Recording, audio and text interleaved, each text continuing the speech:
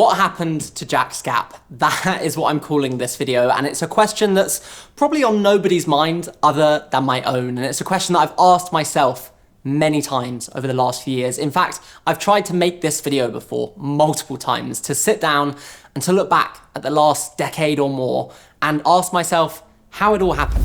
Hi there, how I got started making YouTube videos aged 18, to traveling the world, experiencing overnight internet stardom, Jack and Finn, hurry! Battling depression and anxiety, becoming an activist, We demand to be heard! getting arrested, meeting and interviewing some of the world's most famous faces, and ultimately why I left it all behind to move to a house in the middle of nowhere and try and make a comeback on YouTube all these years later. But for now, like all good stories, we should start at the beginning. So come with me to 2011.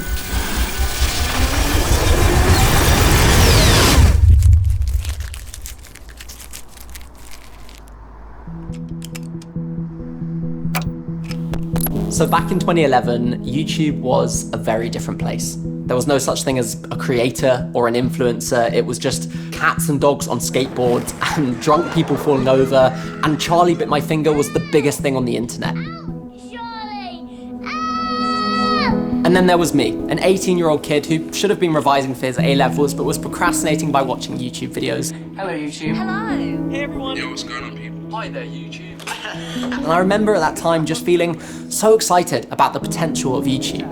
So the other day we watched an awesome 3-second cool. The fact that there were kids sharing their lives from their bedrooms and broadcasting it to the world seemed incredibly exciting to me. And I had a gap year, and so I decided, why not create a YouTube channel, document what I got up to, and I decided to call it JacksGap, as in Jack's Gap Year. This is the first video I've ever posted on YouTube, and also the first week of my gap year. I guess the question is, why would anyone want to watch me talking about what I'm doing? And the answer is, they wouldn't. Initially, I just started making silly videos from my bedroom. I have a whole year off to do whatever I want. And honestly, I look back at those videos and I cringe. They are embarrassing. I am young and naive and just being a bit of an idiot. But then again, you know, that's what 18-year-olds do, and I had no idea where the channel was gonna go. I had no plan or intention. It was just a creative project, and at the time, it was a hell of a lot of fun. Everything changed for me one day when I managed to convince my identical twin brother Finn to be in a video with me. Hello, my name's Finn. I'm Jack, nice to meet you. I guess there's just something inherently fascinating about being twins. This video went nuts, and suddenly the YouTube channel started to grow. Honestly, this bit is a bit of a whirlwind in my mind, but I remember we just started making videos more and more regularly. And I think the most exciting thing for me was meeting other people who were also riding the wave of this growing platform, and this kind of group of friends developed out of this weird world of YouTube. Was that a British accent? It was. Hello, internet. Eventually, of course, the gap year came to an end, and I think at that point the channel had hit 1,055,000 subscribers.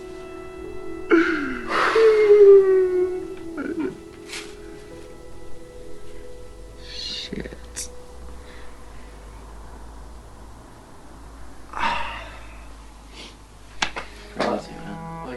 A million people. But of course, the time had come to go to our respective universities.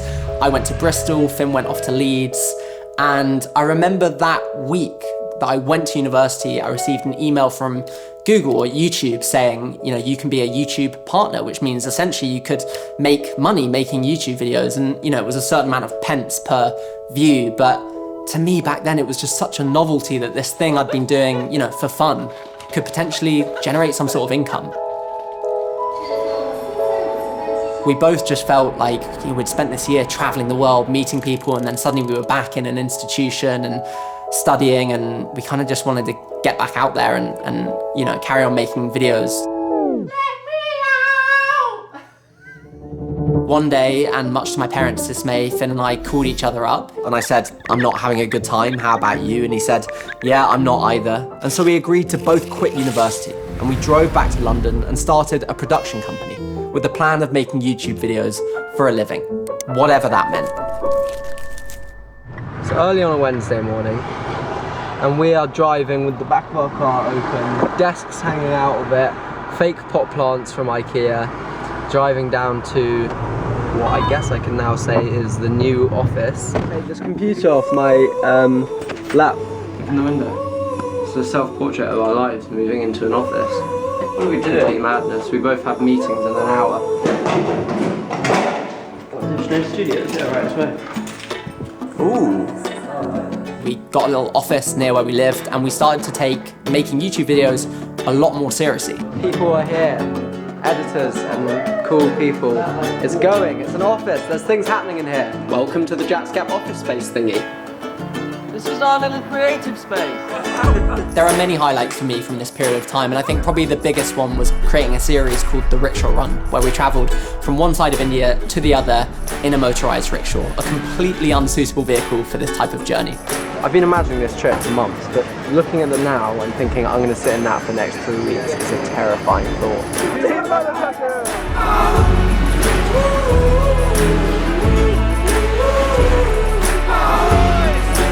How have we not died yet? That trip had a profound impact on me. India is such a special place, and for me, going and seeing another culture that's totally different to my own, it opened my eyes to how privileged I was and how differently people live around the world, and it really gave me the bug to want to travel more and to get outside my own little bubble. Thank you. Bye. Another highlight for me from this period of time was making a series called 24 Hours In, where we went to 3 different countries for 24 hours. We documented our experience there, and I created this monstrosity of a thing on my head. It was a ridiculous piece of equipment. Alright, let's get a full 360. This. At the end of making that series, I was so grateful to be able to get rid of it. It was so heavy on the neck. But again, it was really fun. You know, it was just completely creative, and it was sponsored by a brand, and you know, it was the most money we'd ever earned at that time, and we blew the entire budget on making it.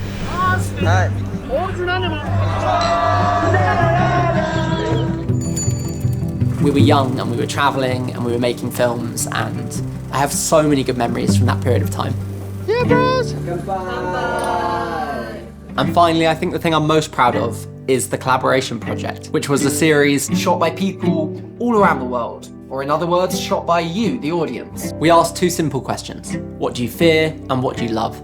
And the response was incredible. Love is what can make the world go round. I love to travel. To see how different the world is and how every country is completely different from the next. And I love the idea of a world where there is no discrimination. Not judged on their skin colour, if they're gay or straight, or for a certain religion. And I think people forget that really, at the end of the day, we're all the same.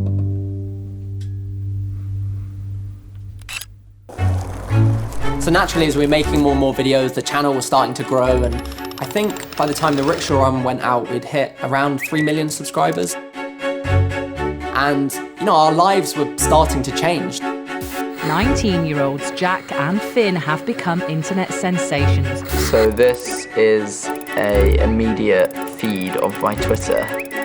These are all people around the world. It's hard to comprehend. Crazy. We would receive lots of fan mail. Are you serious? You know, I remember there were periods of time where I wouldn't go out after school time because we could get mobbed, or, you know, we'd get recognised, and it would be quite intense. And yeah, suddenly this kind of like fame element started to come alongside making the YouTube videos.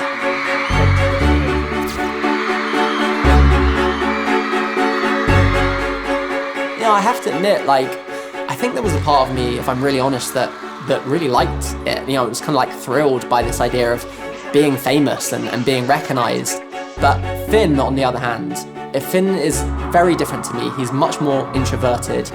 For Finn, this was really hard, this kind of like fame, public element to what we were doing. And I think it all came to a head one year when we went to VidCon. YouTube superstars, Jack and Finn Harris.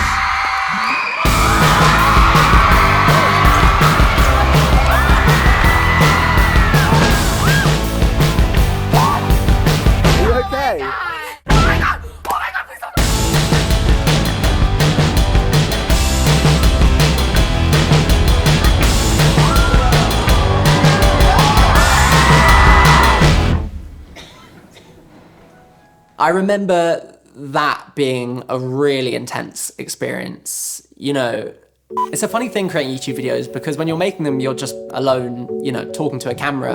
And then you go somewhere like that and there are thousands and thousands of people who know who you are and they want a photo and they want a signature. And I just don't think we knew how to deal with that.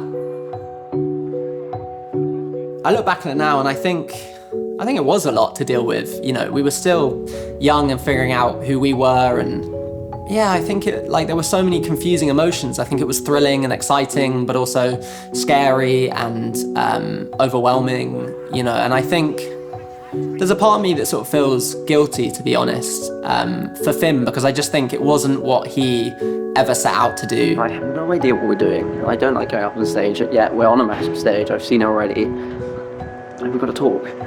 He did such a great job, like, going along with it and talking on stage, but really it just didn't make him feel comfortable. And yeah, the landscapes. Over time, this started to become more and more present, and we started to have conversations about it, and Finn saying, I just don't feel like I'm doing what I want to be doing, and I don't feel comfortable. And one day I remember he came into my room and he said, you know, I've made a decision. I'm gonna quit the YouTube channel and I'm gonna move to America and go and study to be an architect. All right, mate. Well, now it's done. I think it's time for you to leave. Now? Yeah. Right. Why can't I be the rest of it? Yeah, at the time, I remember just feeling like really excited for him. Like, wow, this whole new adventure, and how brave to go to another country and go back to study all these years later. And so he went off to Parsons School of Design, and meanwhile back in London, we actually ended up being kicked out of our offices for being a little bit reckless. This building, there's lots of other businesses around us, and although we've only been here a week, I think they're already getting a little bit annoyed. Too much pennyboarding in the corridors.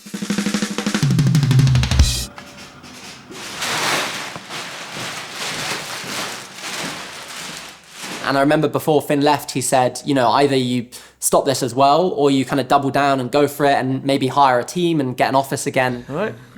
Good luck. Just don't mess it up. Brilliant, thanks mate. I couldn't imagine life without creating videos at this point, so I decided on the latter, and we hired another office and got a bunch of friends in, and I started trying to do this thing on my own. We are starting our first day's work in the studio. We don't have desks yet, so... Pretty quickly, almost instantly, I would say, I really started to struggle. I think the truth is I just didn't know how to do it without Finn. It took Finn leaving to realise that having him there was like a superpower, and it gave me confidence to do all the things that I had done up until that point, which I never would have done if there wasn't someone in my corner, you know, backing these mad ideas. This is a Sky project we're working on. And importantly, like, putting in the infrastructure to make them happen as well. Like, Finn has much more of a business brain than me. He is much more organised and tech savvy. We split JacksGap into different verticals. We've got vlogs, travel, features, shared sessions, docs. And it was really him who created all the branding of the YouTube channel, who managed the community and built the website. You know, Finn had a real vision for how we were growing this brand, and without him, I just didn't know how to carry it on. To be really honest, I started to battle with depression. You know, I don't think I knew it at the time, but I was later diagnosed with clinical depression, and I remember going into the office every day trying to run this company and just not knowing how to do it and not feeling like I had it in me either. And at the same time, YouTube was continuing to grow, and it felt like the audience were demanding more videos and shorter and funnier, and they wanted them every day. And it felt impossible to keep up until one day something in me just broke.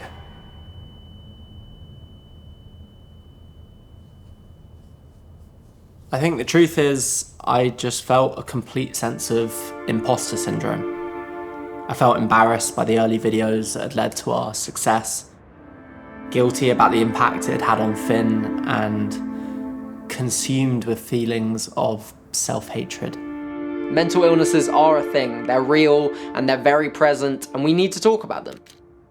You know, I couldn't even put a smile on for my friends, let alone on camera.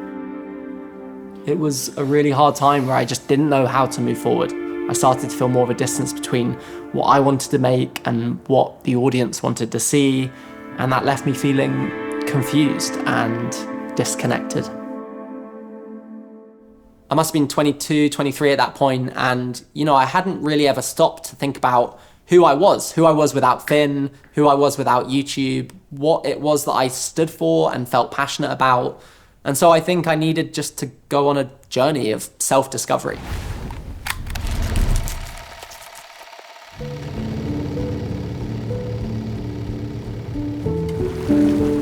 I was really super lost during that time. I didn't have a sense of direction or purpose, and honestly, I'm not sure if I ever thought I'd make films again. But there was something about being out on the roads, away from social media and surrounded by nature, that became this really cathartic way to try and process everything that happened, and also to start to think about what I wanted to do next. And it was during this time that there was this one experience, this one memory that kept coming back to me over and over again. It was a trip that Finn had organised from New York after his first term studying, and the plan was to make a film for the World Wildlife Fund all about climate change. Believe it or not, this wasn't our first film on this topic. From a young age, my mum would take us to environmental protests. And if the police ask you to go, you must go. So don't resist. Promise? And bringing a camera became a way to spice things up a little. And we accidentally filmed the policemen with guns. They came running over and telling us to delete the footage and shut down the camera. And so they made us delete it. Let's go. Annoying though. Told you not to get into trouble. Needless to say, I never could have imagined that all these years later, we'd be filming on a glacier in the Arctic. We were dropped by helicopter on one of the world's most remote science research bases and left to spend the night there. We were there to retrieve data from these time-lapse cameras that had been photographing the impacts of climate change over a long period of time, and the results were shocking. So that's that camera capturing this glacier, retreating as it happens. And what's driving that is climate change. This trip had turned my world upside down. We were transported to the literal front lines of the climate crisis, and although I didn't know it at the time, it ignited something deep within me. Climate change is certainly one of the biggest challenges that we face currently as humanity, but I'm really confident that your generation has the capacity to tackle this huge issue in front of us. So all these years later, there I was, searching for this sense of purpose, and I realised that this was the story that I wanted to tell. I just didn't know how. There, that's recording. But how do I change? Oh, you want to see filming forward? This renewed sense of purpose coincided with meeting Alice, who went on to become my girlfriend, and at the time Alice was working as a photojournalist in Europe. Come on. And then bus. Okay, let's do another one. Let's do it. We fell in love, and I guess we were brought together by this shared passion for the environment and social justice. And together we started to travel around the world to places that were being affected by climate change to report on what was happening.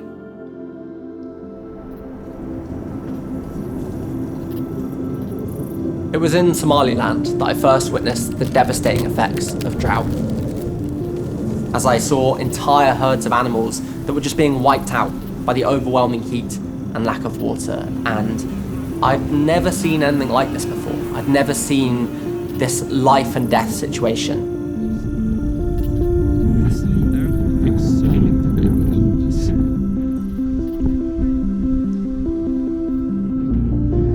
And importantly, I started to meet the communities who were being affected, and I started to photograph them to try and put a dignified human face to the climate crisis, because I felt like at that point, that was still missing.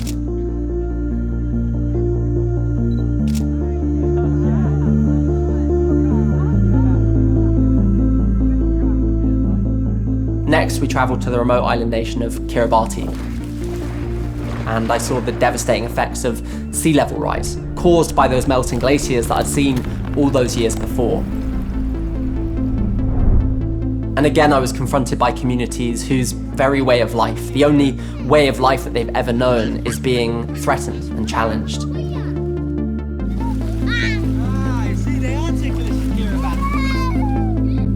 These trips were a real wake-up moment for me.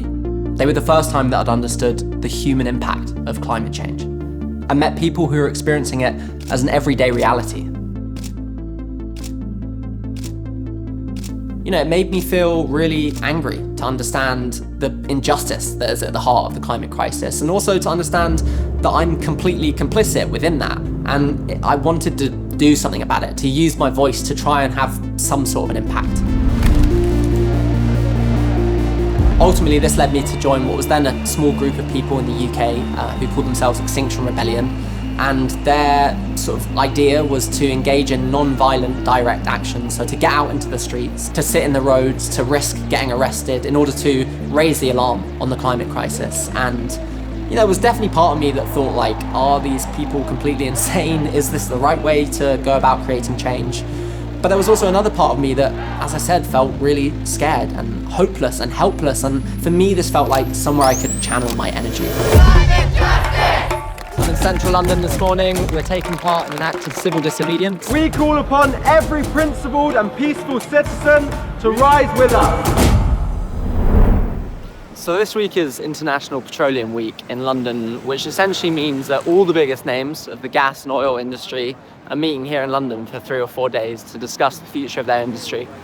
And as Extinction Rebellion, we want to make an appearance to make it clear that we're watching them and the decisions they make, and they simply can't carry on anymore. On this one particular day, there was a meeting about East Africa, where I'd been to Somaliland all those years before, and how they could create new drilling opportunities there. And this just made me feel so angry. I decided on that day that I had to do something more. And so, along with 8 other people, I glued myself to the front of the building. I got about 8 people glued to the window. They have. I've been trying to make it clear that my hand is glued to the door here. But Hey, don't pull me off! Maybe not the smartest thing that I've ever done, but I don't think there was a lot of logic in it. It was just like led by emotion, and I ended up being arrested and spending a night in the cell. What were your thoughts in the cell? Did you go through multiple journeys? I went through a lot of journeys in the cell. Yeah, mostly I just felt very powerless, that how hard it is for individuals to make a stance, whether direct action really does make a difference. I felt incredibly frustrated and limited. Every little action adds up to a bigger mass, and people will start to listen, hopefully. Home time. Home time. I definitely started to, question whether this was the best use of my time, whether this was the best way I could be using my voice. And I thought about this YouTube channel and the fact that I am privileged enough to have an audience. And I started to wonder, well, how could I use that better to try and raise awareness of this issue, to try and take action. YouTube star Jack Harris will appear in court this week after he protested outside an international petroleum conference in London, gluing his hands to the door of a hotel. I don't want to be doing this, with all due respect. I don't particularly want to be here. Like any other young person, I have aspirations for my future, but I feel that I may not have a future, and that's why I'm taking the actions that I am today. You are a young man who's got yourself arrested. I feel that we are out of options. We have known about this issue for 30 years. My mum was a climate activist when I was 14. I've watched people take to the streets over and over again, write letters, write to their MPs. We are out of options. It's a crisis, and I felt this was the only thing I could do.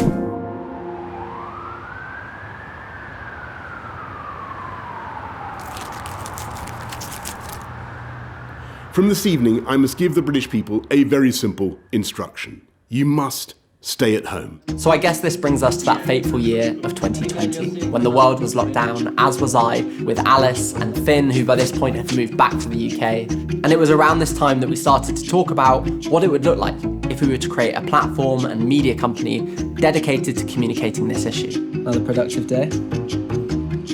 Haven't you missed this, eh? Haven't you missed this?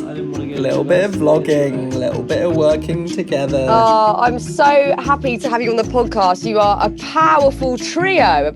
So, long story short, Activist Jack Harris co-founded a new eco-digital platform. welcome to Earthrise Studio, baby! What we all agree on is that climate change is a storytelling issue. You know, we know what the problems are, and we have many of the solutions as well.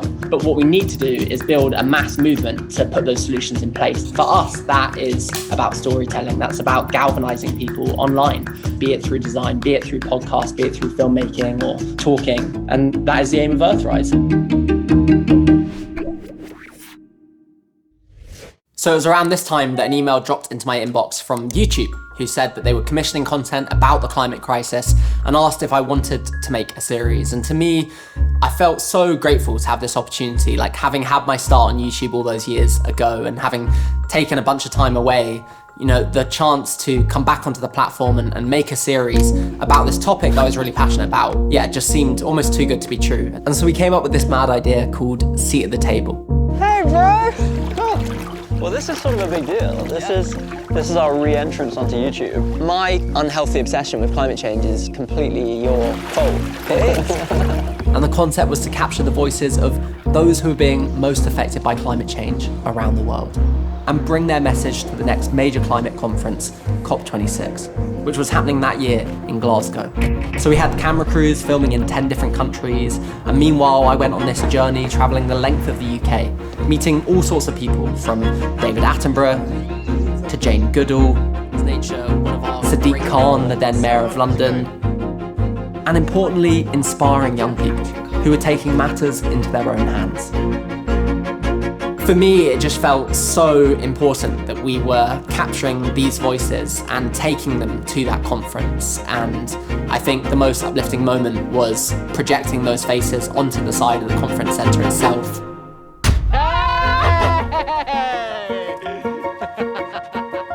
Another was seeing our participants' voices featured in Sir David Attenborough's opening speech. Can we fix climate problem in one generation?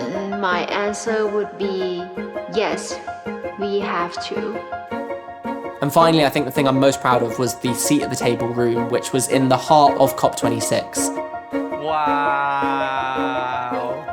This is so cool. We had a table where world leaders literally sat and negotiated, and around them, whilst our contributors couldn't be there, we had all the chairs that they'd sat on in their interviews and a TV playing their message.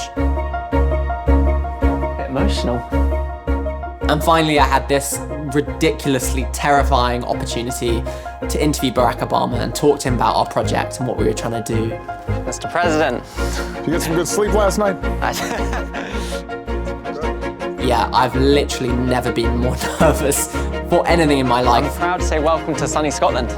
You know what? Pretty remarkable. But he was such a lovely man and really put me at ease. I still am pinching myself that that actually happened.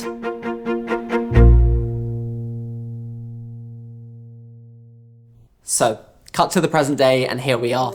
Thankfully, Earthrise is still a thriving business. And whilst I've stepped back personally, it's continued to grow into an amazing multimedia company, spearheaded by Alice and a team of really incredible people who are passionate about telling stories all about climate and social justice. And honestly, I couldn't be prouder of what we've built together. Meanwhile, Finn has gone off yet again, this time on a totally new and incredible adventure, combining his love of architecture with his passion for environmentalism to create a regenerative farm in Spain.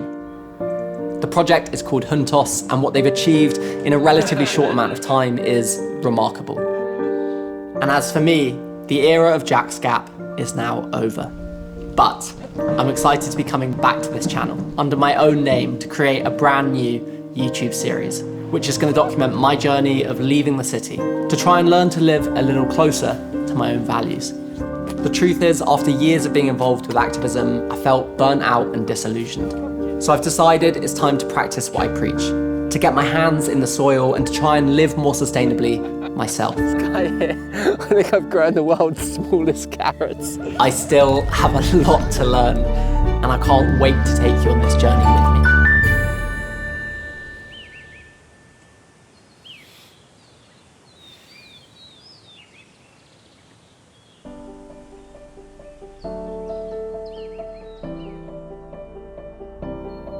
Finally, I just want to say thank you from the bottom of my heart to anyone who's ever watched my videos. You have enabled me to do all that I've done and what I'm still doing today, and yeah, for that I am eternally grateful.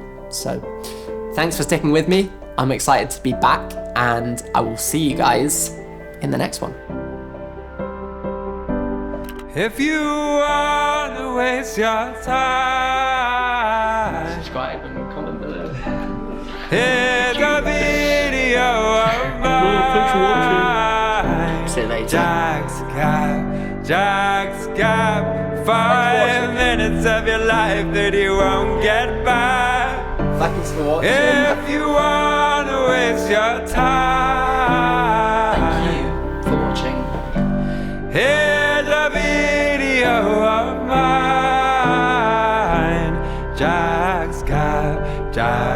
Farewell. Say goodbye. 5 minutes of your life that you won't get back. If you want to waste your time, here's a video of mine. JacksGap.